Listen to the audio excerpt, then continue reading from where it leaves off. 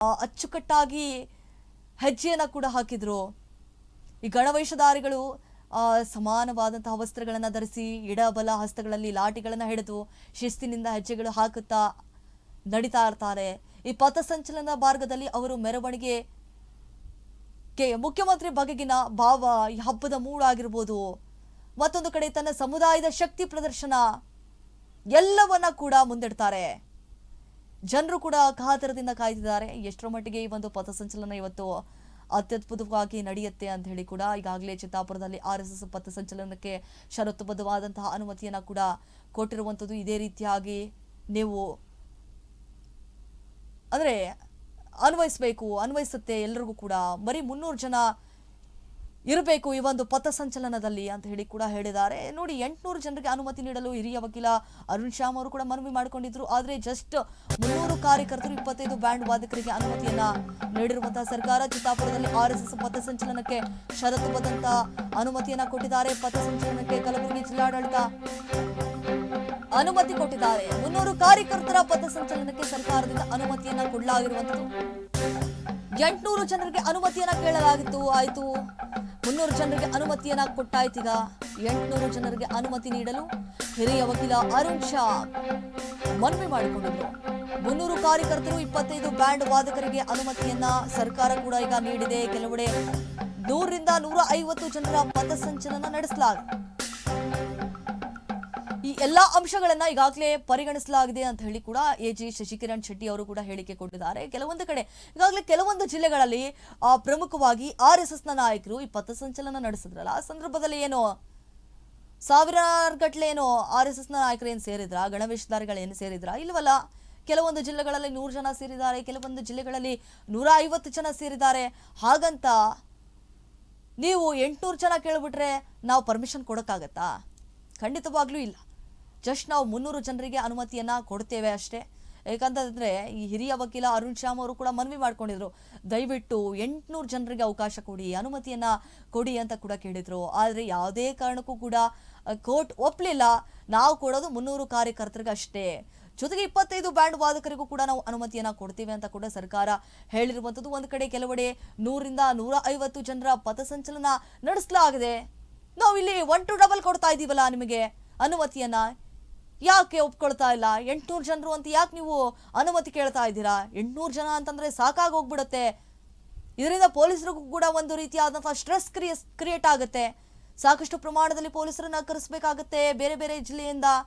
ಯಾಕಂತಂದ್ರೆ 800 ಜನರು ಅಂತಂದ್ರೆ ಸಿಕ್ಕಾಪಟ್ಟೆ ತೊಂದರೆ ಆಗುತ್ತೆ ಪೊಲೀಸರಿಗೂ ಕೂಡ. ಅವರನ್ನ ನಿಯೋಜನೆ ಅಂದ್ರೆ ಅವರನ್ನ ನಿಯಂತ್ರಿಸುವಲ್ಲಿ ಎಲ್ಲ ಅಂಶಗಳನ್ನ ಪರಿಗಣಿಸಲಾಗಿದೆ ಅಂತ ಹೇಳಿ ಕೂಡ AG ಶಶಿಕಿರಣ್ ಶೆಟ್ಟಿ ಅವರು ಕೂಡ ಹೇಳಿಕೆ ಕೊಟ್ಟಿದ್ದಾರೆ. ಇವತ್ತು ಅಂದ್ರೆ ನೋಡಿ, ಹಿಂದೆ ನವೆಂಬರ್ 5ರಂದು AG ಶಶಿಕಿರಣ್ ಶೆಟ್ಟಿ ಕಚೇರಿಯಲ್ಲಿ ನಡೆದಿದ್ದಂತಹ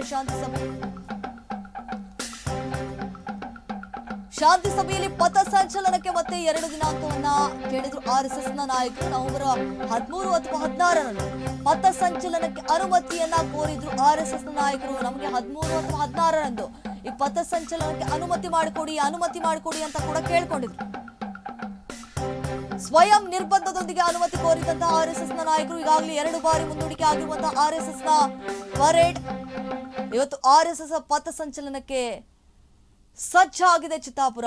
ಎಲ್ಲರ ಚಿತ್ತಾಪುರದತ್ತ ನೋಡಿ, ಶಾಂತಿ ಸಭೆ ಸದ್ದುಗದ್ದೆಲ್ಲ ಎಷ್ಟರ ಮಟ್ಟಿಗೆ ನಡೆದಿತ್ತಂತಂದ್ರೆ, ಶಾಂತಿ ಸಭೆಯಲ್ಲಿ ಈ RSS ಭೀಮ್ ಆರ್ಮಿ ಏನಿದೆ, ಭೀಮ್ ಆರ್ಮಿ ಸೇರಿ 10 ಸಂಘಟನೆ ಭಾಗಿಯಾಗಿದ್ರು. ಬರೋಬ್ಬರಿ ಏನಪ್ಪಾ ಅಂತಂದ್ರೆ 11 ಅರ್ಜಿಗಳನ್ನ ಕೂಡ ಸಲ್ಲಿಕೆ ಮಾಡಿದ್ರು. ಸೊ RSS ಮಾತ್ರವಲ್ಲ, ಇಲ್ಲಿ ಎಲ್ಲಾ ಸಂಘಟನೆಗಳಿಗೂ ಕೂಡ ಅವಕಾಶ ಮಾಡಿಕೊಡಿ ಅಂತ ಹೇಳಿ ಕೂಡ ಪಟ್ಟಣ ಹಿಡಿದಿದ್ರು. ಎಲ್ಲರಿಗೂ ಕೂಡ ಅವಕಾಶ ಮಾಡಿಕೊಡಿ. RSS ನೊಂದಿಗೂ ಕೂಡ ಡಿಸ್ಗೆ ಮನವಿ ಮಾಡಿಕೊಂಡಿದ್ರು. ಶಾಂತಿ ಸಭೆಯ ಬಳಿಕ ಮತ್ತಷ್ಟು ಚಿತ್ತಾಚಿತಿಗೆ ಬಿದ್ದಿದ್ದಂತಹ ಈ ದಲಿತ ಸಂಘಟನೆಗಳು ನಾವು ಕೂಡ ಈ ಒಂದು ಪಥಸಂಚಲನ ಮಾಡ್ತೀವಿ, ಪಥಸಂಚಲನದಲ್ಲಿ ಭಾಗಿಯಾಗ್ತೀವಿ ಅಂತ ಕೂಡ ಮನವಿ ಮಾಡಿಕೊಂಡಿದ್ರು. RSS ಪಥಸಂಚಲನದ ದಿನವೇ ತಾವು ಪಥಸಂಚಲನ ಮಾಡುವಂತಹ ಎಚ್ಚರಿಕೆಯನ್ನ ಕೊಟ್ಟಿದ್ರು. ಅವ್ರು ಯಾವತ್ತು ಮಾಡ್ತಾರಲ್ಲ ಅವತ್ತಿನ ದಿನ ನಾವು ಕೂಡ ಮಾಡ್ತೀವಿ, ಹೈಕೋರ್ಟ್ ಆದೇಶವನ್ನ ಪ್ರಶ್ನಿಸಿ ಸುಪ್ರೀಂ ಮೊರೆ ಹೋಗ್ತೀವಿ ಅಂತಲೂ ಕೂಡ ಎಚ್ಚರಿಕೆಯನ್ನ ಕೊಟ್ಟಿದ್ರು.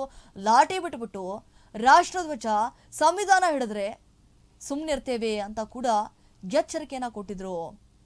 ಒಂದು ಕಡೆ ಭದ್ರತೆಗೆ 1000ಕ್ಕೂ ಹೆಚ್ಚು ಪೊಲೀಸರನ್ನ ಈಗಾಗಲೇ ನಿಯೋಜನೆ ಮಾಡಲಾಗಿರುವಂತದ್ದು. ಕಟ್ಟುನಿಟ್ಟಿನ ಕ್ರಮವನ್ನ ಪೊಲೀಸರು ಕೈಗೊಂಡಿದ್ದಾರೆ, ಹದ್ದಿನ ಕಣ್ಣಿಟ್ಟಿದ್ದಾರೆ. ಯಾವುದೇ ರೀತಿಯಾದಂತಹ ಅಹಿತಕರ ಘಟನೆ ಅವಘಡಗಳು ಸಂಭವಿಸದಂತೆ ಕಟ್ಟುನಿಟ್ಟಿನ ಕ್ರಮವನ್ನು ಕೂಡ ಕೈಗೊಂಡಿದ್ದಾರೆ. ಭದ್ರತೆಗೆ 1000ಕ್ಕೂ ಹೆಚ್ಚು ಪೊಲೀಸರನ್ನ ನಿಯೋಜನೆ ಮಾಡಲಾಗಿರುವುದು. ಈ ಪಥಸಂಚಲನದಲ್ಲಿ 350 ಕಾರ್ಯಕರ್ತರು ಭಾಗಿ. ಒಂದು ಕಡೆ ಹೈಕೋರ್ಟ್ ನಿರ್ದೇಶನ ಷರತ್ತು ಪಾಲಿಸುವಂತೆ ಸೂಚನೆ ಕೊಟ್ಟಿದ್ದಾರೆ. ಪೊಲೀಸರ ಕಾರ್ಯಕ್ಕೆ ಯಾವುದೇ ರೀತಿಯಾದಂತಹ ಅಡ್ಡಿಪಡಿಸುವಂತಿಲ್ಲ. ಪೊಲೀಸರು ಪಾಪ ಕಟ್ಟುನಿಟ್ಟಿನ ಕ್ರಮವನ್ನ ಕೈಗೊಂಡಿದ್ದಾರೆ. ಯಾವುದೇ ಅಹಿತಕರ ಘಟನೆ ನಡೆದ್ರೆ ಇಲ್ಲಿ ಯಾರು ಆಯೋಜಕರು ಹೊತ್ಕೊಂಡಿದಾರಲ್ಲ ಜವಾಬ್ದಾರಿ, ಅವರೇ ಹೊಣೆ ಆಗ್ತಾರೆ. ಯಾವುದೇ ರೀತಿಯಾದಂತಹ ಅಹಿತಕರ ಘಟನೆ ಆಗಬಾರದು ಅನ್ನುವಂತಹ ಕಾರಣಕ್ಕಾಗಿ ಕಟ್ಟುನಿಟ್ಟಿನ ಕ್ರಮವನ್ನ ಕೂಡ ಕೈಗೊಂಡಿದ್ದಾರೆ. ಬರೋಬ್ಬರಿ ಸುಮಾರು 1.5 ಕಿಲೋಮೀಟರ್ ಪಥಸಂಚಲನಕ್ಕೆ ಈಗಾಗಲೇ ಪೊಲೀಸರಿಂದ ಬಿಗಿ ಬಂದೋಬಸ್ತನ್ನ ಕೂಡ ಮಾಡಲಾಗಿರುವಂಥದ್ದು. ಸಾಕಷ್ಟು ಪ್ರಮಾಣದಲ್ಲಿ ಕೂಡ ಪೊಲೀಸರನ್ನ ಅಲ್ಲಿ ನಿಯೋಜನೆ ಮಾಡಲಾಗಿರುವಂಥದ್ದು. ಹಾಗೆ ಈ ಒಂದು ಪಥಸಂಚಲನದಲ್ಲಿ 300 ಕಾರ್ಯಕರ್ತರು 25 ಬ್ಯಾಂಡ್ ವಾದಕರಿಗೂ ಕೂಡ ಅನುಮತಿಯನ್ನ ಕೊಡಲಾಗಿರುವಂಥದ್ದು. ಹಾಗೆ ಈಗಾಗಲೇ ಬಿಗಿ ಭದ್ರತೆಯನ್ನ ಕೂಡ ಕೈಗೊಂಡಿದೆ. 1200ಕ್ಕೂ ಹೆಚ್ಚು ಪೊಲೀಸರನ್ನ ಕೂಡ ನಿಯೋಜನೆ ಮಾಡಲಾಗಿದೆ. 350 ಮಂದಿ ಗಣವೇಷಧಾರಿಗಳು ಈಗಾಗಲೇ ಅವರನ್ನು ಕೂಡ ನಿಯೋಜನೆ ಮಾಡಲಾಗಿರುವಂಥದ್ದು. ಅವರು ಎಲ್ಲೆಲ್ಲಿ ಮಾರ್ಗದ ಉದ್ದಕ್ಕೂ ಕೂಡ ಸಾಗ್ತಾರೆ ಅಲ್ಲೆಲ್ಲವೂ ಕೂಡ ಪೊಲೀಸರು ಕಣ್ಗಾವಲನ್ನ ಇರಿಸಿದ್ದಾರೆ. ನೋಡಿ, ಬರೋಬ್ಬರಿ 56 CCTV ಕ್ಯಾಮ್ರಾಗಳನ್ನ ಕೂಡ ಇರಿಸಲಾಗಿದೆ ಮತ್ತು 10 ಡ್ರೋನ್ ಕ್ಯಾಮ್ರಾಗಳನ್ನ ಕೂಡ ಇಟ್ಟಿದ್ದಾರೆ. ಸೊ ಯಾವುದೇ ರೀತಿಯಾದಂತಹ ಅಹಿತಕರ ಘಟನೆ ಆಗಬಾರ್ದು. ಒಂದು ವೇಳೆ ಆದ್ರೆ ಅದಕ್ಕೆ ಆಯೋಜಕರೇ ಹೊಣೆ, ಆಯೋಜಕರೇ ಆ ಜವಾಬ್ದಾರಿಯನ್ನು ಹೊತ್ಕೊಳ್ಬೇಕು. ಯಾವುದೇ ರೀತಿಯಾದಂತಹ ಅವಘಡಗಳು ಸಂಭವಿಸಬಾರದು ಅಂತ ಹೇಳಿ ಮುಂಜಾಗ್ರತಾ ಕ್ರಮವಾಗಿ ಕಟ್ಟುನಿಟ್ಟಿನ ಕ್ರಮವನ್ನ ಕೈಗೊಳ್ಳಬೇಕಾಗತ್ತೆ. ಹೋಗ್ಬಿಟ್ಟು ಪೊಲೀಸರ ಮೇಲೆ ಹಾಕೋದಲ್ಲ. ಪೊಲೀಸರ ವೈಫಲ್ಯವೇ ಕಾರಣ ಆಯಿತು, ಪೊಲೀಸರ ನಿರ್ಲಕ್ಷ್ಯವೇ ಕಾರಣ ಆಯಿತು, ಪೊಲೀಸರ ಬೇಜವಾಬ್ದಾರಿತನವೇ ಕಾರಣವಾಯಿತು ಅಂತ ಹೇಳಿ ಹೋಗಿ ಹೇಳೋದಲ್ಲ. ಯಾರು ಆಯೋಜಕರಿದ್ದಾರಲ್ಲ, ಒಂದು ಮನವರಿಕೆ ಮಾಡಬೇಕು. ನೀಟಾಗಿ ಶಿಸ್ತುಬದ್ಧವಾಗಿ ಗಣವೇಷಧಾರಿಗಳು ನಡಿಗೆನ ಇಡಬೇಕು. ಈ ರೀತಿಯಾದಂತಹ ಮನವರಿಕೆಯನ್ನು ಮಾಡಬೇಕಾಗತ್ತೆ ಮೊದಲಿಗೆ. ಈಗಾಗಲೇ ರಸ್ತೆಯ ತುಂಬೆಲ್ಲ ಫ್ಲೆಕ್ಸ್ಗಳು ಕೂಡ ರಾರಾಜಿಸ್ತಿದ್ದಾವೆ, ಧ್ವಜಗಳು ಕೂಡ ರಾರಾಜಿಸ್ತಿದ್ದಾವೆ. ಕಟ್ಟುನಿಟ್ಟಿನ ಕ್ರಮವನ್ನು ಕೂಡ ಪೊಲೀಸ್ ಸಿಬ್ಬಂದಿಗಳು ಅಚ್ಚುಕಟ್ಟಾಗಿ ನಿಭಾಯಿಸುತ್ತಿದ್ದಾರೆ. ಇವತ್ತು ಪಥಸಂಚಲನದಲ್ಲಿ ಗಣವೇಷಧಾರಿಗಳು ವಿಶೇಷವಾಗಿ ಗಮನ ಸೆಳೆತಾರೆ. ಎಲ್ಲರೂ ಕೂಡ ಕಾತರದಿಂದ ಕಾಯ್ದಿದ್ದಾರೆ. ಇವತ್ತು ಸಂಜೆ ಅಷ್ಟರಲ್ಲಿ ಈ ಪಥಸಂಚಲನ ಕೂಡ ಆರಂಭಗೊಳ್ಳುತ್ತೆ. ಎಲ್ಲರ ಚಿತ್ತಾಪುರದತ್ತ ಎಷ್ಟರ ಮಟ್ಟಿಗೆ ಇವತ್ತು ಪಥಸಂಚಲನ ನಡೆಯುತ್ತೆ ಅನ್ನೋದು ಕೂಡ ನಾವು ಕಾದ್ ನೋಡಬೇಕಾಗಿದೆ. ಇದರ ಬಗ್ಗೆ ಕೂಡ ಕ್ಷಣಕ್ಕೂ ನಾವು ಅಪ್ಡೇಟ್ಸನ್ನು ಕೊಡ್ತಾ ಹೋಗ್ತೀವಿ. ಇದಕ್ಕೆ ಸಂಬಂಧಪಟ್ಟಂತೆ ಕಲಬುರಗಿಯ SP ಆಗಿರುವಂತಹ ಅಡ್ಡೂರು ಶ್ರೀನಿವಾಸರು ಕೂಡ ಮಾತನಾಡಿದ್ದಾರೆ. ಬನ್ನಿ ಏನು ಮಾತನಾಡಿದ್ದಾರೆ, ಯಾವ ರೀತಿಯಾದಂತಹ ಸಿದ್ಧತೆಗಳನ್ನು ಮಾಡಿಕೊಂಡಿದ್ದಾರೆ ಅದ್ರ ಬಗ್ಗೆ ಕೂಡ ವಿವರಿಸ್ತಾ ಹೋಗ್ತಾರೆ. ಬನ್ನಿ ನೋಡ್ಕೊಂಬರೋಣ. ಕಲಬುರಗಿ ಜಿಲ್ಲೆಯ ಚಿತ್ತಾಪುರ ಪಟ್ಟಣದಲ್ಲಿ ಭಾನುವಾರ RSS ಅವರದ್ದು ಕಾರ್ಯಕ್ರಮ ಇದೆ. ಅದಕ್ಕೂ ಈಗಾಗಲೇ ಷರತ್ತುಬದ್ಧ ಅನುಮತಿ ನೀಡಲಾಗಿದೆ. ಅದರಲ್ಲಿ ಮಧ್ಯಾಹ್ನ 3 ಗಂಟೆಯಿಂದ ಸಂಜೆ 5:30 ಗಂಟೆವರೆಗೂ ಕಾರ್ಯಕ್ರಮ ಆಗುತ್ತೆ. ನಿಗದಿತ ಸ್ಥಳದಲ್ಲಿ ನಿಗದಿತ ಪ್ರೋಗ್ರಾಮು ಅವರು ಮಾಡಬೇಕಾಗುತ್ತೆ.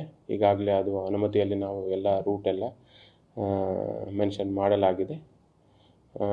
ಹೈಕೋರ್ಟ್ ಕಡೆಯಿಂದನೂ ಮಾನ್ಯ ಹೈಕೋರ್ಟ್ ಕಡೆಯಿಂದ ಡೈರೆಕ್ಷನ್ಸ್ ಬಂದಿದೆ. ಮತ್ತು ಆರ್ಗನೈಸರ್ಸ್ ಯಾರಿದ್ದಾರೆ ಅವರು ಎಲ್ಲ ಪಾಯಿಂಟ್ಸು ಏನು ಕಂಡೀಷನ್ಸ್ ಇದೆಯೋ ಅದೆಲ್ಲ ಕರೆಕ್ಟಾಗಿ ಫಾಲೋ ಮಾಡಬೇಕಾಗುತ್ತೆ. ಮತ್ತು ನಮ್ಮ ಪೊಲೀಸ್ ಇಲಾಖೆ ವತಿಯಿಂದ ನಾವು ಅಚ್ಚುಕಟ್ಟಾಗಿ ಬಂದೋಬಸ್ತ್ ಮಾಡಲಾಗಿದೆ. ಇದರಲ್ಲಿ ಟೋಟಲ್ ಅಧಿಕಾರಿ ಮತ್ತು ಸಿವಿಲ್ ಪೊಲೀಸ್ ಸ್ಟಾಫ್ ಸೇರಿ ಒಟ್ಟು 650 ಮೆಂಬರ್ಸು ಡಿಪ್ಲಾಯ್ ಮಾಡಲಾಗಿದೆ. ಅದರ ಜೊತೆನೂ ನಮಗೆ ಹೋಮ್ ಗಾರ್ಡ್ಸ್ 250 ಮೆಂಬರ್ಸು ಮತ್ತು KSRP ಮತ್ತು DR ಫೋರ್ಸಸ್ಸು ನಾವು ಡಿಪ್ಲಾಯ್ ಮಾಡಿದ್ದೇವೆ.